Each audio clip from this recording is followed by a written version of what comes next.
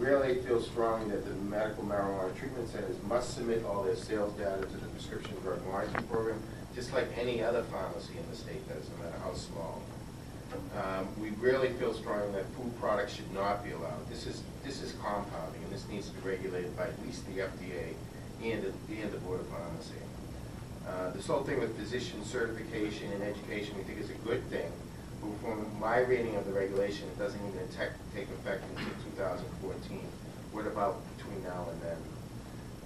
We really think that you should limit the recommendations of medical use of marijuana for only specific conditions which there is some evidence to support that marijuana is effective.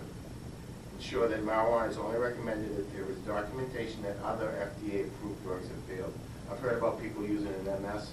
There's a lot of new drugs, although expensive, well, this is expensive too, for MS, so I'd hate to see somebody start on an unproven drug when there are some proven drugs out there. We'd like to see doctors seek prior approval from the Department of Public Health to recommend marijuana after all FDA-approved medications have failed, kind of like step therapy that currently prior approval process that all health insurance providers do now.